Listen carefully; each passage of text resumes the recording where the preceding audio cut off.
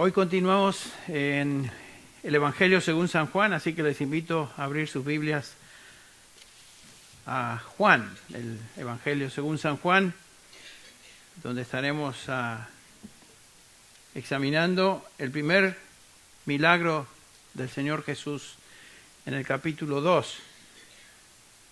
A modo de repaso y recordatorio, este Evangelio fue escrito por el apóstol Juan con el propósito específico, según él lo dice, en el capítulo 20, versículo 31, estas cosas, o sea, todo el libro, se han escrito para que creáis que Jesús es el Cristo, el Hijo de Dios, y para que al creer tengáis vida en su nombre. Juan escribe su Evangelio para dar evidencias que Jesús de Nazaret es el Mesías, el Cristo, el Hijo de Dios, y para que los que crean en Jesús tengan vida eterna en su nombre. Por un lado, el propósito de Juan es apologético, dar evidencias que Jesús realmente es el Mesías, el Hijo de Dios, y por otro lado, el propósito es también evangelístico, para que todo aquel que crea tenga vida eterna en su nombre. Entonces, hemos estudiado esto. El Evangelio según San Juan es una colección de evidencias sobre Jesucristo que demuestran su deidad y demuestran su humanidad.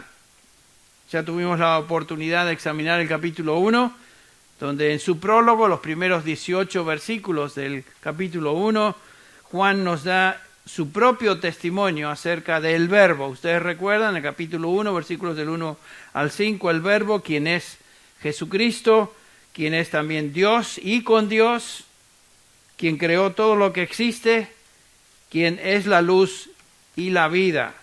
Y en el versículo 14, Juan concluye: el Verbo se hizo carne y habitó entre nosotros, y vimos su gloria, gloria como del unigénito del Padre, lleno de gracia y de verdad.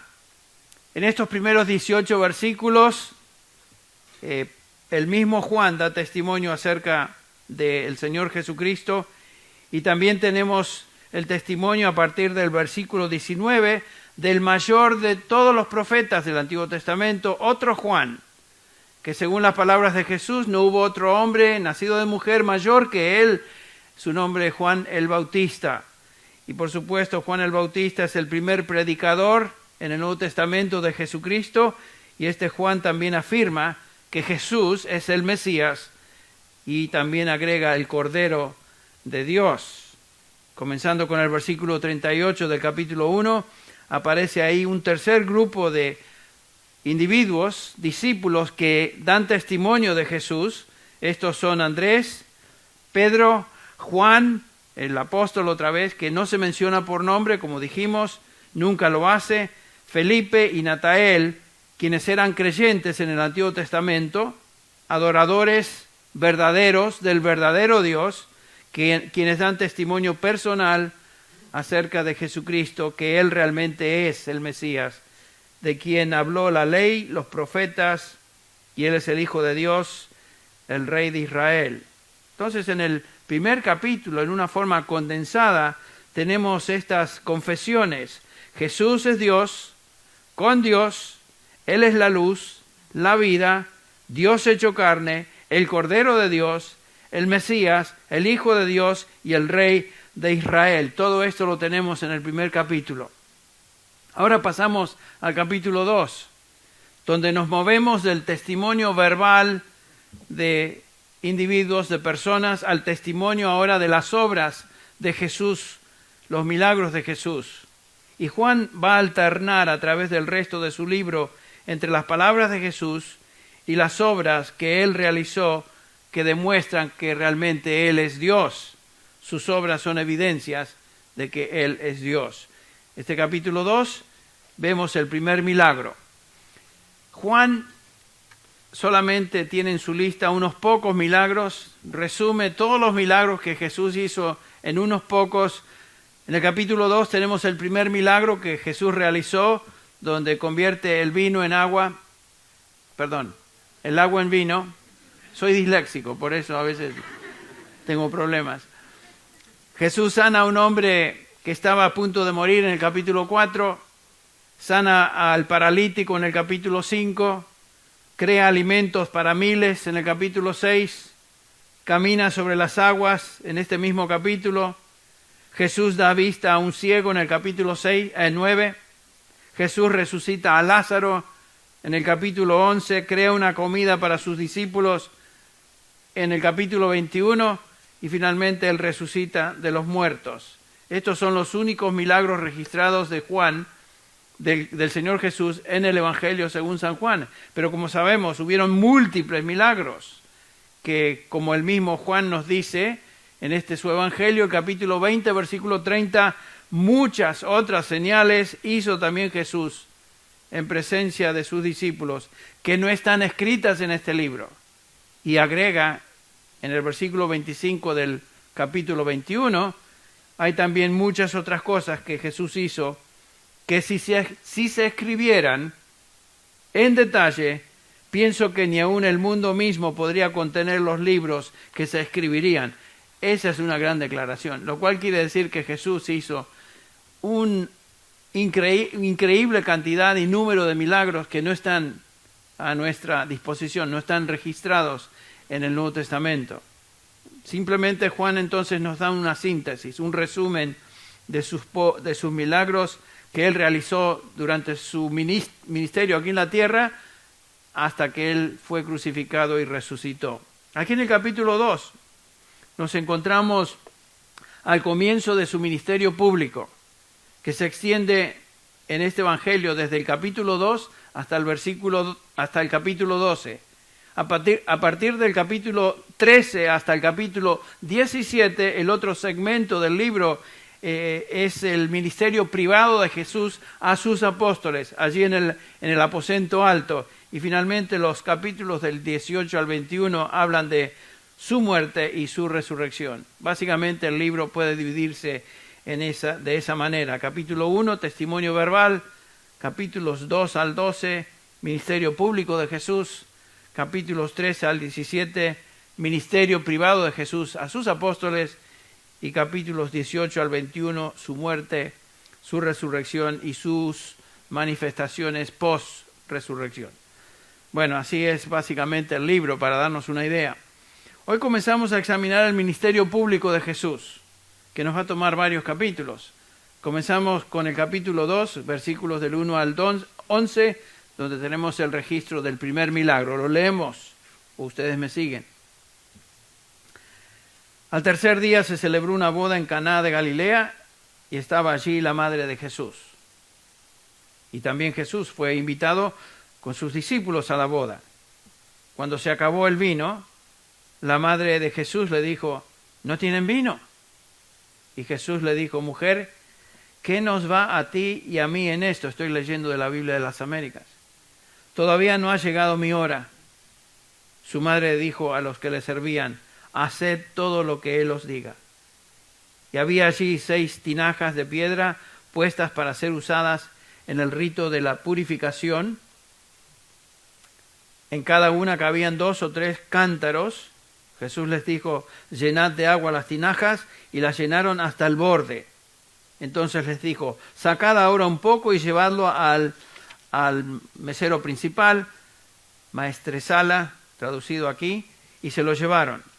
Cuando el maestresala probó el agua convertida en el vino, y como no sabía de dónde era, pero los que servían que habían sacado el agua lo sabían, el maestresala llamó al novio y le dijo, todo hombre sirve primero el vino bueno, y cuando ya han tomado bastante, entonces el inferior. Pero tú has guardado hasta ahora el vino bueno, y la pregunta es, ¿por qué? ¿No? Y el versículo 11 concluye Juan diciendo, este principio de sus señales hizo Jesús en Caná de Galilea y manifestó su gloria, y sus discípulos creyeron en él. Muy simple, lectura, porción, narración, y cuando la leemos así superficialmente se nos escapan algunas cosas que vamos a tratar de ver y traer a luz en nuestro estudio. No hay manera de explicar a Jesús desde una perspectiva humana. Él es Dios. Nadie puede crear algo de la nada. Ya observamos que en el capítulo 1, versículo 3, Juan nos dice que todas las cosas por Él fueron hechas, ¿se acuerdan? Y sin Él nada de lo que ha sido hecho fue hecho. Y aquí tenemos el milagro en que Jesús crea algo donde no hay ingredientes para el vino. Convierte al agua en vino. No hay parra, no hay uvas, no hay jugo de uvas para hacer el vino. Esto es definitivamente un milagro. Hace algo donde no existía ese algo. Solo Dios puede hacer eso. Y vamos a dividir este relato en 4 partes. Primero hablemos de la fiesta o la celebración de la boda. Este es un evento social, el más importante evento social en la vida del mundo antiguo y particularmente en la vida de una aldea como tenemos aquí, la aldea de Caná, en Israel, donde nos encontramos. Y el relato comienza con el versículo 1 diciendo: al tercer día se celebró una boda en Caná de Galilea. Bueno, nos habla entonces, introduce una fiesta, una celebración. La fiesta más celebrada, la fiesta más importante y más organizada que cualquier otra en la vida de una familia de esa época y por supuesto me imagino en la vida de una pequeña aldea como era Caná. Juan nos dice que fue al tercer día. ¿A qué se refiere eso? Bueno, es el tercer día después del día cuando el Señor llama a Felipe y él, a su vez, a Natanael, en los versículos del 43 al 51. El versículo 43 dice: el siguiente día quiso Jesús ir a Galilea y halló a Felipe y le dijo: sígueme. Este es el tercer día después de esa reunión. Todo lo que sucede en los versículos del 29 hasta el fin del capítulo 1 ocurre en una semana. Juan está condensando en gran parte todo lo que Jesús hizo en una semana. Y aquí los discípulos Andrés, Juan el apóstol, que no se menciona por nombre, Felipe y Natanael, siguen al Señor en ese día y se encuentran con Él en esta celebración de la boda de Caná, los versículos del 1 al 2. Jesús y sus discípulos son invitados. En este momento Jesús tiene solamente 4, que aquí se mencionan. Entre paréntesis, esta aldea de Caná era la aldea de Natanael, lo vemos si lo quieren averiguar, o se encuentra ahí descrito en el capítulo 21 de Juan, versículo 2, era el pueblito de Natanael. Era una aldea muy pequeña, posiblemente menos de 500 personas, que era básicamente la población de Nazaret, que se encontraban a 15 kilómetros de distancia, en 2 villas, un pueblo muy pequeño. Y aquí tenemos esta boda, un evento muy importante y significativo para todos los pobladores de la comarca, sin duda. Es obvio que los participantes en la celebración de la boda eran todos del pueblo y de las villas alrededor. Por ejemplo, sabemos que hay gente de Nazaret aquí porque está Jesús y está María. Y los discípulos eran de la comarca también, de la zona. Todos se conocían. Todas estas familias por generaciones habían pertenecido a estas aldeas, o sea que eran conocidos y familiares. Estaban todos de alguna manera emparentados, todos se conocían muy bien. Esto sucede siempre cuando entramos en un pueblo chico. Me imagino que en nuestros países también hay una aldea y todo el mundo se conoce. Y el que no es primo de este es tío de este, y el otro es segundo primo de aquel, y así sucesivamente. Todo el mundo se conoce. Así me pasó en España cuando prediqué en la Carolina, en el sur, en Andalucía, la última semana, donde en la iglesia pequeña, en una ciudad bastante pequeña, resulta que todos los de la iglesia eran primos, tíos, sobrinos, segundos primos. Algo así está sucediendo aquí. Así que tenemos en esta celebración un montón de gente conocida. Y encontramos entre ellos, noten a María, la madre de Jesús, al Señor. Tenemos al Señor Jesús, tenemos a sus discípulos, como dije, 4, todos se conocían. Y nos dice aquí Juan que al tercer día, nos encontramos en la celebración de esta boda, además de ser un evento importante en la vida del pueblo, en la vida de la aldea, en la vida de la comarca, como dije, hay algo que realmente es muy, muy importante de esta boda. ¿Pueden pensar qué es? El Señor Jesús está presente en esta boda. El Hijo de Dios, Dios hecho carne. Entre paréntesis, el hecho de que Jesús hizo su primer milagro en una boda enfatiza la santidad de la relación matrimonial como pacto. El matrimonio entre un hombre y una mujer es de suprema importancia en la Escritura. Suprema importancia. La ceremonia de la boda es importante. Algunos piensan que una ceremonia no es importante. Es importante en la Escritura. Siempre lo ha sido. Un hombre y una mujer no se casan simplemente para vivir juntos. Hoy es muy común de parejas que no están casados y se hablan el uno del otro y dicen mi pareja. Con eso te dan a entender que no están casados. Nunca pasaron por una ceremonia oficial como la que estamos observando acá. Si ese es el caso, categóricamente a la luz de la palabra de Dios, eso no es un matrimonio. Entonces, Dios no ha establecido el concubinato. Dios ha establecido el matrimonio desde Génesis 3 en adelante. El matrimonio fue establecido por Dios y diseñado por Él y autentificado en un pacto y celebración pública a través de toda la Escritura. Y todas las sociedades, de alguna u otra manera, celebran contraer matrimonio entre un hombre y una mujer. Ninguna otra relación humana es tan significativa como el matrimonio que es llamado en la Biblia, 1 Pedro 3:7, la gracia de la vida. Imagínense. El matrimonio es la más preciosa y bendecida de todas las gracias comunes que Dios concede al ser humano, que es una gracia común. Cuando decimos gracia común, estamos hablando de una gracia que Dios concede a los hombres sin importar si ellos creen o no creen en Él. Por eso hablamos de gracia común, es para todos. Una gracia común, por ejemplo, es una puesta del sol, el poder descansar, el poder dormir, el poder participar de alimentos, de una comida con amigos, con familia, disfrutar a nuestros nietos, etcétera, nuestros hijos, tener salud. Todas estas cosas son gracias comunes que no tienen que ver con la fe del individuo. Son comunes porque Dios las concede a todo ser humano independientemente si son creyentes o no. Este es un don, es un regalo de Dios a toda la humanidad en general, independientemente entonces de su relación con Él.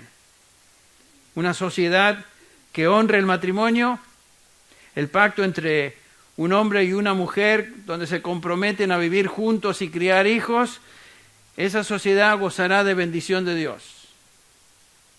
Ha sucedido a través de toda la historia, donde esa relación matrimonial se deshonra y se derrumba o se corrompe, la sociedad comienza a destruirse. Y hoy podemos ver el resultado de justamente eso, es lo que está sucediendo. Crimen sin comparación, inmoralidad al por mayor, abuso sexual, desorden social, pobreza, caos moral y social, impiedad creciente, etcétera, etcétera, y donde en los lugares donde menos se enfatiza el matrimonio y la familia, más corrupción hay. La tela que une a una sociedad, une un grupo social, es justamente el matrimonio, es la familia. Y donde eso se desmorona, obviamente se desmorona la sociedad. Es claro en la Escritura. Entonces el Señor Jesús, vemos que está en esta boda, con eso demostrando que Él honra el matrimonio, bendijo el matrimonio, siendo parte de esa boda y realizando en esta boda su primer milagro. Entre paréntesis, la Iglesia Católica, de donde la mayoría de ustedes provienen, ha tomado este milagro y la participación de Jesús en una boda para declarar que el matrimonio es un sacramento. No es Sacramento, capital de California. Estamos hablando de un sacramento.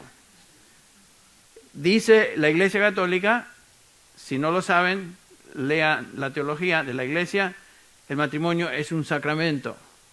Ahora, ¿qué es un sacramento? Según la Iglesia Romana, es un rito sagrado en el que Dios eficazmente concede gracia por medio de Jesucristo. ¿Noten eso? Esa definición de un sacramento. Ellos enseñan que a través del matrimonio, Dios concede gracia eficaz para justificación y la promesa de vida eterna. Interesante, ¿no? ¿De dónde sale eso? Bueno, eso no está en este pasaje y no está en ningún pasaje en la Escritura. No se enseña en ningún lado en la Biblia. No hay justificación eficaz en el matrimonio. Ahora, eso es muy bueno que la Iglesia Católica enfatice el matrimonio. Es bueno que promuevan el matrimonio, que busquen que la gente se case en una relación matrimonial. Eso es loable. Pero decir que el matrimonio produce gracia eficaz para justificación y la promesa de vida eterna es un invento extra bíblico. No es cierto, no está en la Escritura. Lo que sí es cierto es que Dios ordenó el matrimonio, creó el matrimonio, estableció el matrimonio y que esta relación es parte de la gracia común de Dios a los hombres. Eso sí es cierto. Bien, aquí tenemos a Jesús entonces, en esta boda, y su madre y sus discípulos también estaban allí, así como un gran número de personas, conocidos, amigos, parientes, etc. María, la madre de Jesús, estaba allí posiblemente porque estaba sirviendo en la boda, era vecina de la aldea de Nazaret, vecina. Es posible que se le había encargado a ella la responsabilidad de organizar los detalles del festejo, dada la reacción de María cuando se da cuenta que no hay más vino. Versículo 5, lo veremos en un instante, y se acerca a Jesús para pedir una solución, ¿no? Pero pensemos en el evento. Esta es una boda judía en la época de Jesús. O sea, no era un evento donde había simplemente un programita donde dos jóvenes se casaban frente al rabino y después tenían un cake al final y unos confites y un punch y se iban a la casa. Eso no era imaginable en el contexto de una boda judía. Aquí estamos hablando de una gran celebración. Eso eran por lo menos 7 días de celebración, donde se comía, se bebía, se disfrutaba, cantaban, algarabía por 7 días. Yo pensé que había entrado a una boda larga y tendida cuando fui a la boda de David Robles. Hace unos años atrás en España tuve el privilegio de estar en esa boda que me pareció excepcional. Comida, celebración, música, etcétera, etcétera. Comenzó a las 2 de la tarde, terminó a las 4 de la mañana. Esa sí es boda. Vale la pena esa boda. Y comimos, no quiero decir hasta reventar, pero comimos muy bien. Y por supuesto, imagínense, ese es un día. Aquí estamos hablando de 7 días. 7 días. Tengo que contar mis dedos. Fui pocas veces a la escuela cuando enseñaron matemáticas. Bueno, entonces aquí tenemos una gran celebración, un evento que duraba por hasta 7 días. Realmente la pareja no se consideraba oficialmente casada hasta que se terminara esta celebración. En la tradición judía, durante un año anterior, el novio, el esposo, que iba a ser el esposo, estaba encargado de preparar un lugar para que él y su esposa, después de casados, vivieran. Él tenía la responsabilidad de costear y planear la boda, pobre tipo, ¿no? 7 días de costear todo esto y planear. Me imagino que habrá tenido ayuda y María, siendo una mujer piadosa, posiblemente se ofreció para ayudarle a esta pareja. Este joven tenía que demostrar que era un hombre responsable y que se ocuparía de su esposa una vez contraído el matrimonio. Ese es el trasfondo. Esto es todo lo que precede históricamente, contextualmente, en una boda judía. Eso es lo que pasó aquí. Y aquí tenemos una boda en Caná y Jesús se encuentra ahí. Algo muy importante de recordar, que Jesús, hasta ese momento, por 30 años, había vivido en el anonimato. Jesús no había hecho ningún milagro. Jesús no había demostrado ninguno de sus poderes divinos, aunque lo hubiera podido hacer, pero no lo hizo hasta este momento, porque aquí es cuando su ministerio público comienza. Por eso lo hizo. Él no mostró al mundo lo que él era como hijo de Dios hasta este punto. 30 años de restricción de todos sus poderes, divinos y vida privada hasta que el ministerio público comienza. Y aquí lo tenemos, el comienzo del ministerio público. Entonces su primer milagro es delante de sus discípulos, en este caso los 4, su familia, sus amigos. Ellos no le habían observado antes hacer nada. Por primera vez ven esto. Es interesante que no haya ninguna mención de José en esta fiesta. ¿Por qué será que José, esposo de María, padre humano de Jesús, no se menciona? La obvia conclusión es que José había fallecido, posiblemente durante ese interino de 30 años de silencio en cuanto al ministerio de Jesús, su ministerio público, y posiblemente Jesús se había encargado de su casa después de que su padre humano había fallecido. El punto es que aquí no está, aunque la gente conocía que Jesús era hijo de José y María, lo vemos en el capítulo 6, versículo 42. Posiblemente José había fallecido, esa es la conclusión más obvia. Pero aquí estamos en la fiesta, esa es la descripción de la fiesta, y de repente, punto 2 en nuestra división de lo que estamos haciendo con el pasaje, hay un problema. Tenemos la fiesta y ahora el segundo elemento en nuestro relato es que un problema surge en la fiesta. Versículo 3. Cuando se acabó el vino, la madre de Jesús le dijo, ¿no tienen vino? Me imagino que vino con cierta angustia, pensando, se acabó algo clave, un grave descubrimiento. Se acabó el vino. Dado el contexto de esta fiesta que hemos examinado, que se acabe el vino en una gran celebración de 7 días y están en el medio de ella, ese sí es un problema. Y no un problemita, es un problema mayúsculo. Particularmente problemático para el novio, porque supuestamente, ¿se acuerdan? Él había sido el responsable de planear todo y organizar todo y estar listo para la celebración, y se le fue algo muy importante. Imagínense qué pensarían los padres de la novia. Mi hija se va a casar con ¿se puede confiar en este muchacho? ¿Cómo es que se le pasa tal detalle? ¿Podrá cuidar a mi hija? Y quién sabe qué otras preguntas habrán surgido. El punto es que faltaba algo muy importante. Dice, faltando el vino, el versículo 3, y recordemos que el vino era la bebida clave en esos días para cualquier comida, particularmente una celebración como estas. La gente bebía vino mezclado con agua para purificarla. Era peligroso tomar agua pura, así como es peligroso tomar agua pura en algunos de nuestros países. No se puede tomar porque se va a contaminar uno. El vino entonces servía como purificador del agua para prevenir problemas gastrointestinales. Y esta es la razón, por ejemplo, por la cual Pablo le dice a Timoteo en 1 Timoteo 5:23, ya no bebas agua sola, sino usa un poco de vino por causa de tu estómago y de tus frecuentes enfermedades. O sea, ahí nos da la razón del por qué el vino era necesario para purificar el agua, ya sea dentro del agua o junto con el agua. El punto es que el agua no se tomaba sola, se tomaba con vino. La bebida común entonces era agua mezclada con vino, y en esta ocasión tenemos que los comensales estaban en el medio de la celebración, la comida, y de repente los que servían se dan cuenta que el vino se acabó. Este es un problema. Es un problema y un bochorno para el responsable, quien era el pobre novio. Claro, tantos detalles, se le pasó algo. Estaba tan enamorado el tipo que se le fue lo del vino. Bueno, y María viene a Jesús y le dice, no tienen vino. ¿Por qué es que ella viene a Jesús?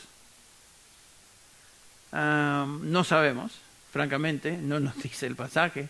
Podemos pensar en algunas razones. Es interesante que algunos comentaristas piensan que María vino a Jesús en ese momento porque pensaba, ahora es el momento de hacer un milagro. Yo te conozco que eres hijo de Dios, eres Dios hecho carne, yo te conozco porque has vivido conmigo, el ángel te anunció, tu nombre es Jesús, que quiere decir Yahshua, salvará a su pueblo de sus pecados, este es el momento. No sabemos si eso pasó por la mente de María. No nos dice el pasaje, así que todo lo que podemos decir es conjeturar. ¿Por qué entonces vino María a Jesús? ¿Por qué algunos comentaristas llegan a esa conclusión tal vez prematura, que Jesús haga el milagro? Bueno, no sabemos. Puede ser que María estaba pensando, este es el momento para que Jesús haga algo impresionante para demostrar quién Él era. Es posible que eso estuviera en la mente de María, no lo sabemos.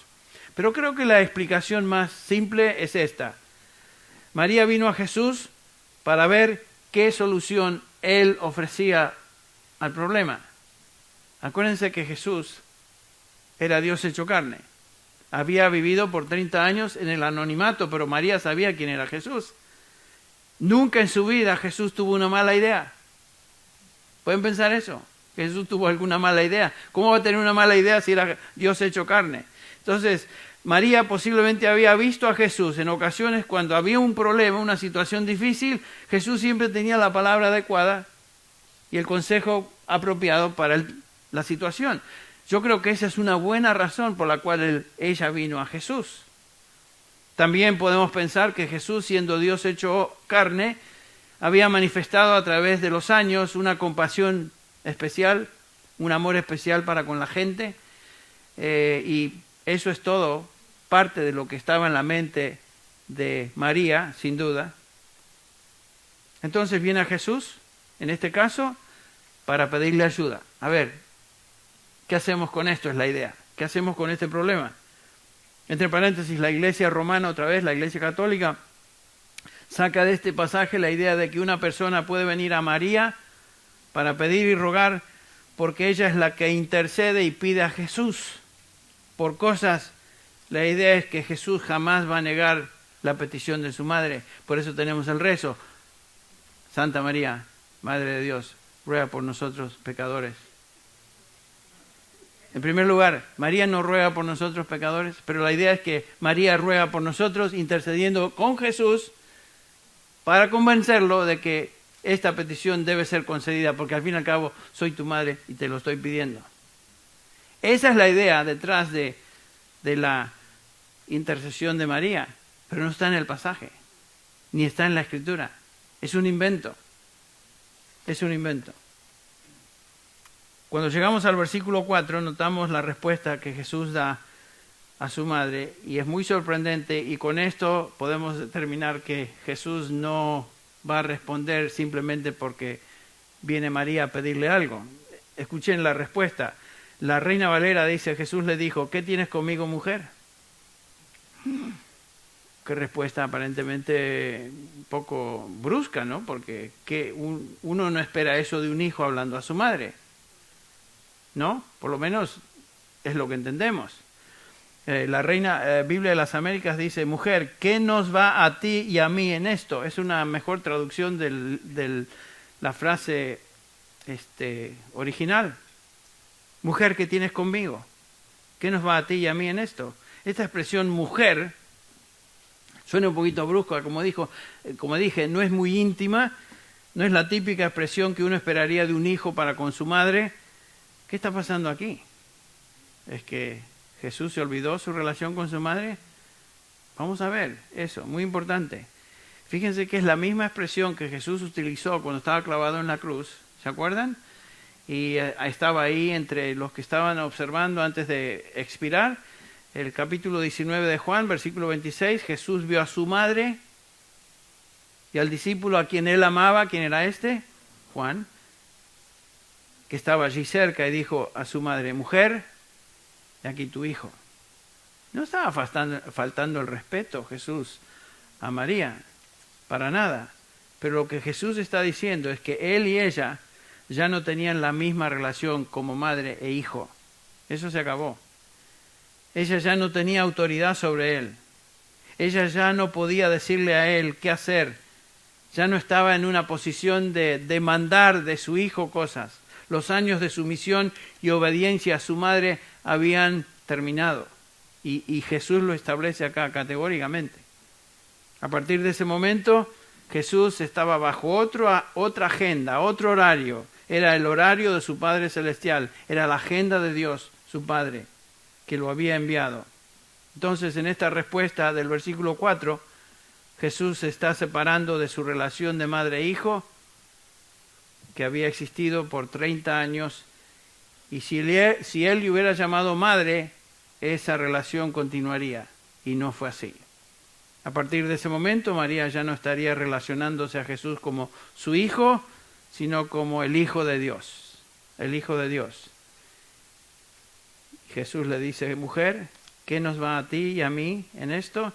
Es una expresión semítica entonces de separación.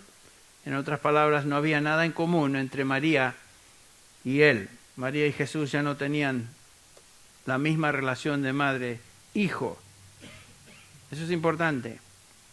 Acordémonos que María necesitó un Salvador de sus pecados, uno que muriera en su lugar por sus pecados, y ese único era justamente Jesús. Jesús no vino simplemente a ser hijo de María, sino el Salvador del mundo, que incluía a María como ser humano también. Para ayudarnos a entender esto, si pueden ver conmigo un minuto nomás, Mateo 12:46. Mateo 12:46. Aquí tenemos algo que nos ayuda a entender esa separación de la relación de Jesús con María como madre. Dice el versículo 46, mientras él aún estaba hablando a la multitud, he aquí su madre y sus hermanos estaban afuera deseando hablar con él. Y alguien le dijo, he aquí tu madre y tus hermanos están afuera deseando hablar contigo. Pero respondiendo él al que se los decía, dijo, ¿quién es mi madre y quiénes son mis hermanos? Y extendiendo su mano hacia sus discípulos, dijo, he aquí mi madre y mis hermanos.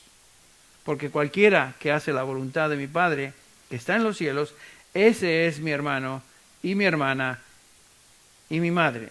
En otras palabras, la única relación que Jesús tiene con los hombres es con aquellos que hacen la voluntad de su Padre, que está en los cielos. Cualquier otra relación de Jesús con un ser humano no existe. No hay nada común entre un ser humano y Jesús, excepto la relación de Señor y Salvador.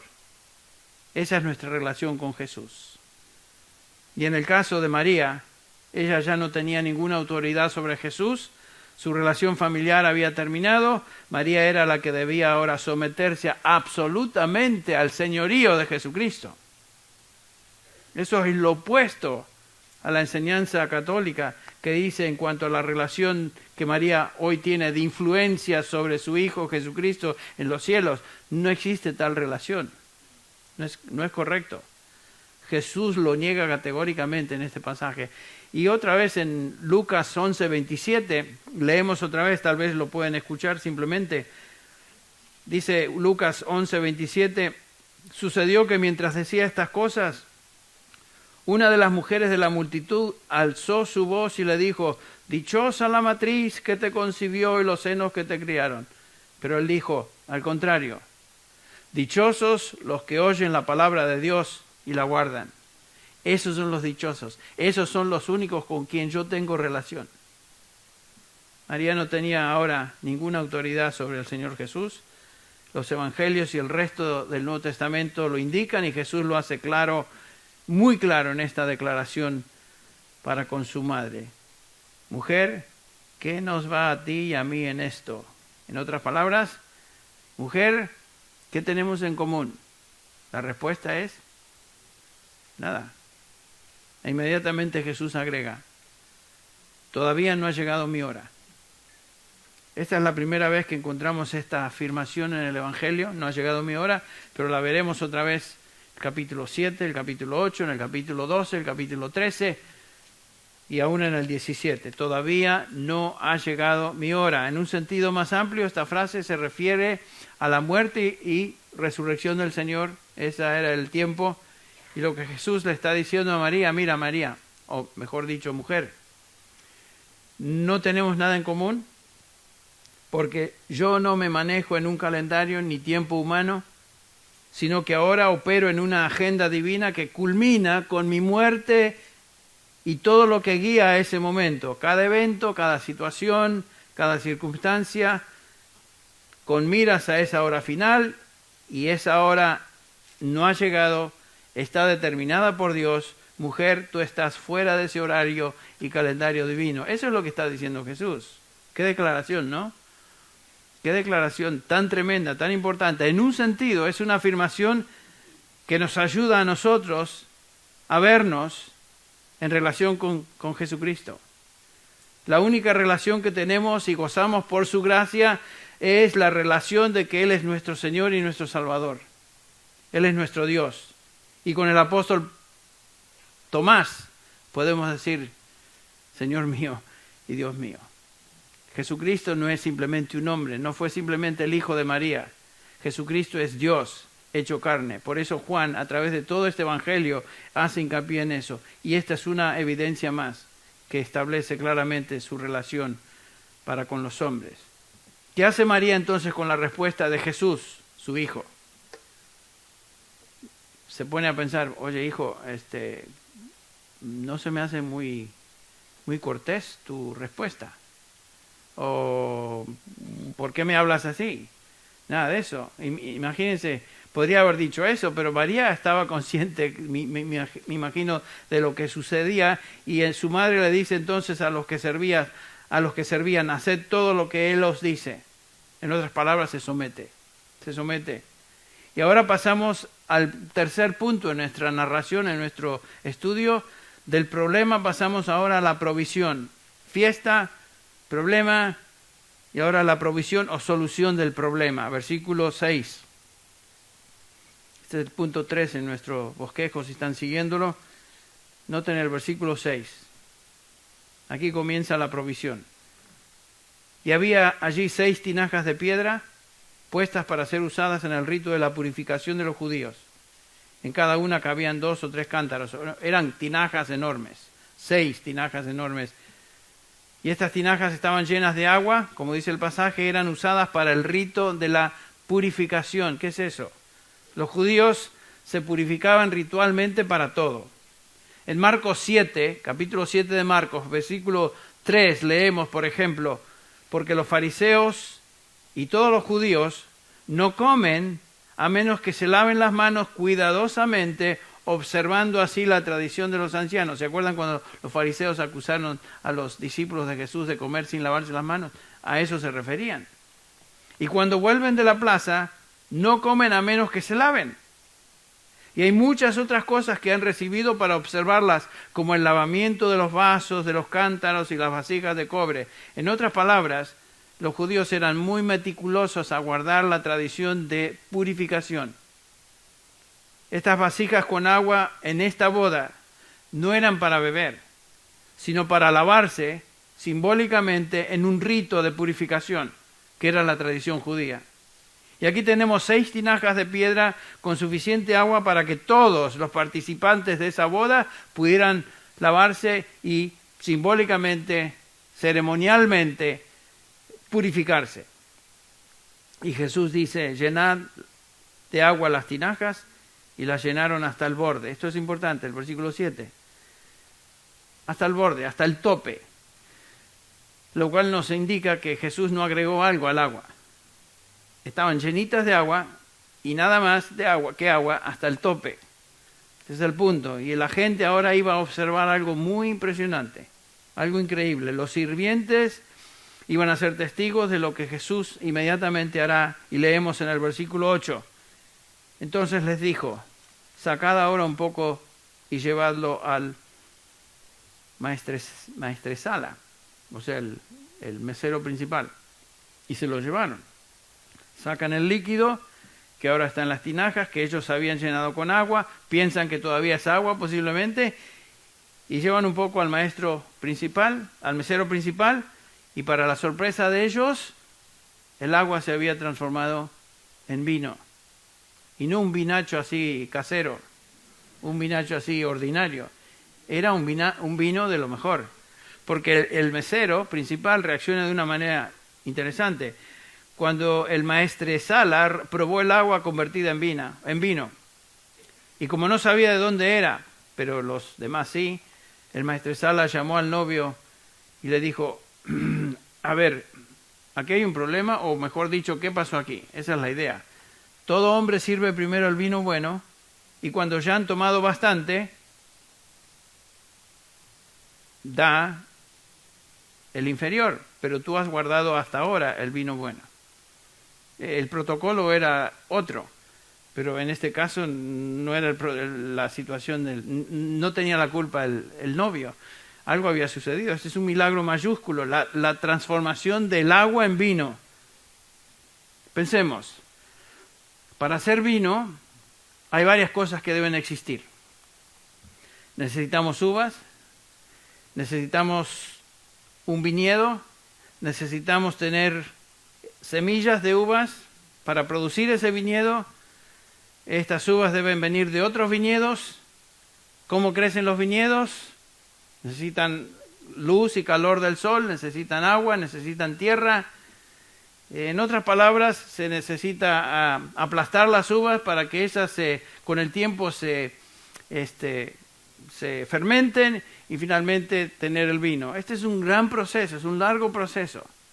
Yo viví en Mendoza, una de las provincias que produce vino en Argentina, y siempre estaba consciente de lo que los vitivinícolas o las personas encargadas, los que tenían bodegas, hacían para producir. Era un largo proceso, un largo proceso.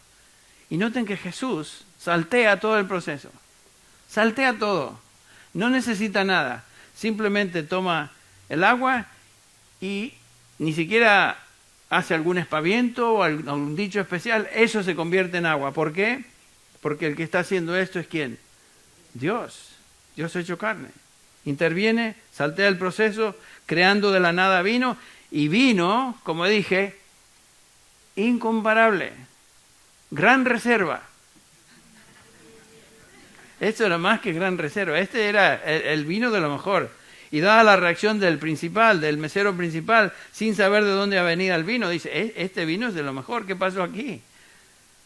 Este era el protocolo normal, el mejor vino primero y luego el ordinario, pero este había hecho al revés. Podemos imaginar que este fue el mejor vino que jamás se haya producido. Sin duda de eso, porque el que lo hizo fue Dios mismo. Entonces, podemos imaginar eso. Así que tenemos aquí un gran milagro de la creación del vino, impresionante, y tenemos la reacción y, por supuesto, el testimonio de aquellos que observaron esto. Personas que no tenían que demostrar ni probar nada acerca de Jesús. Ellos simplemente fueron testigos del milagro y lo declaran. Y la fiesta continúa. Se arregló el problema. Pero tenemos otro punto en nuestro bosquejo, así que lo tenemos que cubrir. ¿Y qué es? Ahora vemos el propósito del milagro. Tenemos la fiesta, el problema, la solución, y ahora el propósito de ese milagro, el versículo 11, y con esto ya estamos terminando. Versículo 11, propósito del milagro.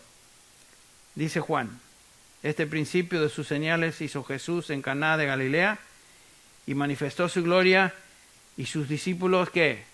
Creyeron en él. Precioso.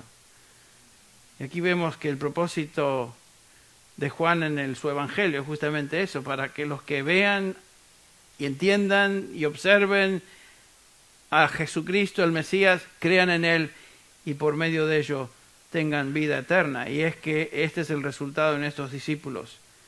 Noten que Juan, quien estaba presente en esta boda, dice que Jesús manifestó su gloria. Este es el comienzo de la manifestación de la gloria de Jesús a través de todo el libro. Ya lo vimos en el capítulo 1, versículo 14. ¿Se acuerdan cuando dice que y vimos su gloria, gloria como del unigénito del Padre, lleno de gracia y de verdad?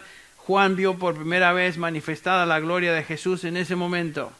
Y a través de ese momento iba a manifestar su gloria una y otra vez. Y es lo que Juan subraya.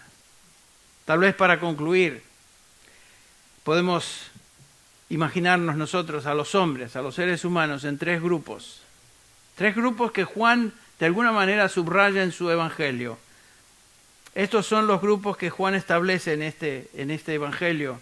Y aquí tenemos el primer grupo de estos, de los hombres, el primer grupo, aquí en las bodas de Caná. Dice el versículo 11, este principio de sus señales hizo Jesús en Caná de Galilea y manifestó su gloria y sus discípulos creyeron en él. En otras palabras, creyeron y como consecuencia, como resultado, tienen vida eterna. En Juan capítulo 12 tenemos otro grupo de personas. Si quieren rápidamente ver ahí al versículo 37 de Juan 12, dice ahí Juan, pero aunque había hecho tantas señales delante de ellos, ¿cuál fue el resultado de esta? No creían en él.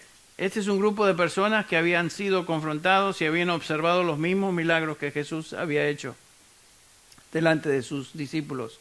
Y sin embargo, aquí tenemos este grupo que habiendo observado todo, decidió no creer. El resultado de eso es condenación eterna.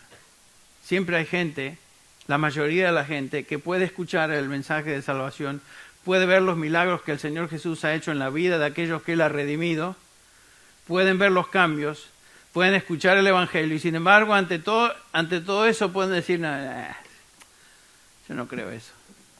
Y mantenerse en esa posición. El resultado va a ser ¿qué? Separación eterna de Dios. Y finalmente tenemos en este capítulo 12 otro grupo que es muy interesante, pero también el resultado es negativo. El versículo 42, capítulo 12, versículo 42.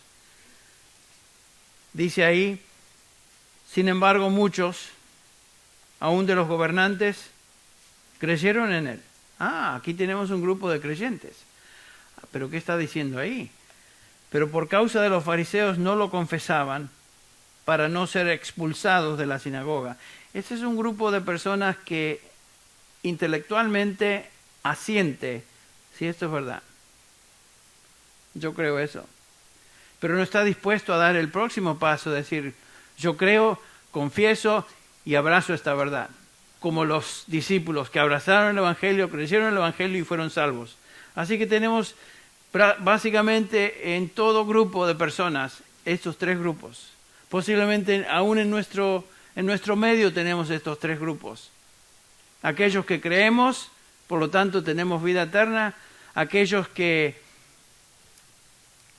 no creen, que están aquí, que escuchan, que ven, pero no creen. Y aquellos que posiblemente ven, creo que lo que enseñan aquí es verdad, pero no estoy dispuesto a entregarme, no estoy dispuesto a abrazar el Evangelio, no estoy dispuesto a decir, Señor, sálvame.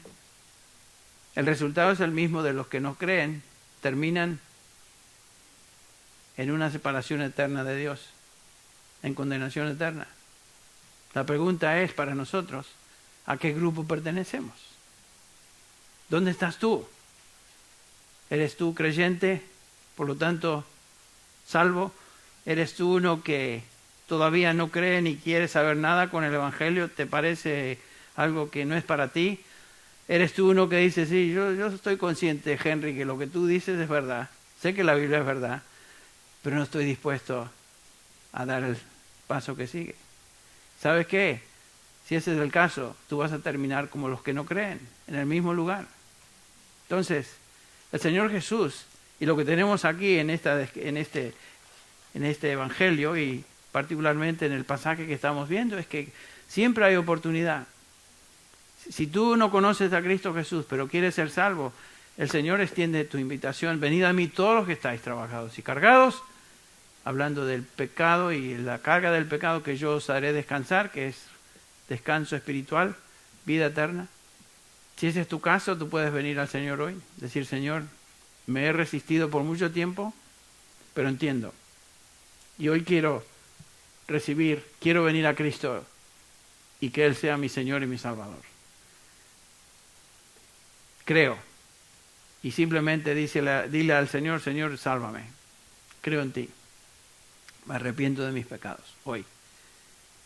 Para la mayoría de nosotros ya lo hemos hecho y gracias a Dios por eso. El Señor tiene que abrir nuestro entendimiento para lograr eso.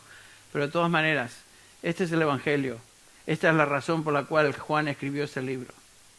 Y esta es la razón por la cual predicamos y enseñamos este pasaje, porque queremos que todos, como Juan lo quiso, crean y al creer tengan vida eterna. Vamos a orar antes de concluir. Padre, te damos gracias por esta mañana, por esta simple narración de la presencia de Cristo Jesús en esta boda, quien demostró absolutamente y sin duda que Él es Dios. Gracias, Señor, porque Jesucristo vino a este mundo para demostrar y dar evidencias que Él es el Mesías, es el Cordero de Dios, es el Hijo de Dios. Y, Señor, para que todo aquel que cree en Él tenga vida eterna en su nombre. Padre, pedimos que si hay alguna persona en este lugar que aún no tiene esa relación personal y salvífica contigo, que tú toques su mente, su corazón, abra su entendimiento y que haya gozo en los cielos por un pecador más que se arrepiente. Padre, por el resto de nosotros, gracias te damos. Te alabamos, Señor, porque pertenecemos al Señor Jesús, porque nos has salvado.